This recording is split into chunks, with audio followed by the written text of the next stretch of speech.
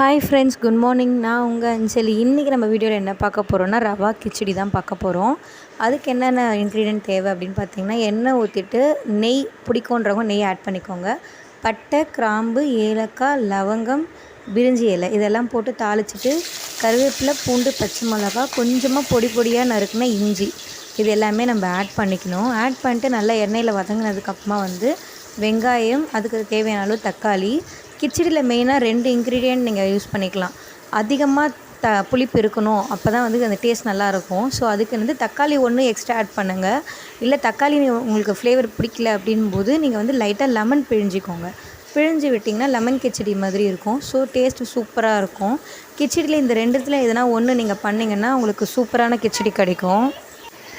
வெஜிடபிள்ஸில் முக்கியமாக பார்த்திங்கன்னா carrot, beans, அப்புறமா பட்டாணி, பச்சை பட்டாணி, உருளைக்கிழங்கு எல்லாத்தையுமே பொடியாக அந்த கிச்சடிக்கு ஏற்ற அளவுக்கு கட் பண்ணிக்கிட்டிங்கன்னா உங்களுக்கு ஈஸியாக இருக்கும். நான் காமிச்சிருக்க மாதிரி எந்த அளவுக்கு நீங்கள் பொடியாக கட் பண்ணுறீங்களோ சீக்கிரமாக குக் ஆகிடும். உங்களுக்கு டேஸ்ட்டுமே நல்லாயிருக்கும். எல்லாத்தையுமே நீங்கள் எண்ணெயிலேயே வதக்கிடணும். வதக்கிட்டு இதில் நம்ம காரம்னு பார்த்திங்கன்னா இஞ்சி, பச்சை மிளகா, பூண்டு போட்டிருக்கோம். அதுவே போதுமானது தான். இது கூட உப்பு, மஞ்சத்தூள் போட்டு நல்லா வதக்கிட்டு தேவையான அளவு தண்ணி ஆட் பண்ணி நல்லா கொதிக்க விட்டுட்டிங்கன்னா, கொதிக்கு வந்ததுக்கப்புறமா நீங்கள் ரவை ஆட் பண்ணி நீங்கள் ஸ்டவ் ஆஃப் பண்ணிவிட்டு அதிலே மூடிட்டிங்கன்னா அந்த ஹீட்லேயே அது வெந்துடும். ஸோ கிச்சடி இவ்வளோ தான், சிம்பிள் தான். எல்லாருக்குமே நார்மல் ரவை உப்புமாவாக கொடுக்கறத விட அடிக்கடிக்கு ரவை உப்புமா செய்கிறத விட இந்த மாதிரி கிச்சடியாக ட்ரை பண்ணி பாருங்கள். குழந்தைங்களுக்கு முக்கியமாக எல்லா வெஜிடபிள்ஸும் கொடுத்தா மாதிரி இருக்கும். சேம் இதே ரெசிப்பியில் நீங்கள் சேமியா ஆட் பண்ணிங்கன்னா உங்களுக்கு சேமியா கிச்சடி கிடைக்கும்.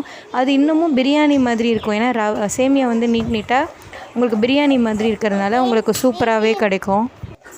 ஸோ நீங்கள் இதை ட்ரை பண்ணி பாருங்கள். உங்களுக்கு சேமியா போட்டு இல்லை ரவை எதுவாக இருந்தாலும் நீங்கள் ட்ரை பண்ணிவிட்டு உங்கள் கமெண்ட்டை எனக்கு போடுங்க.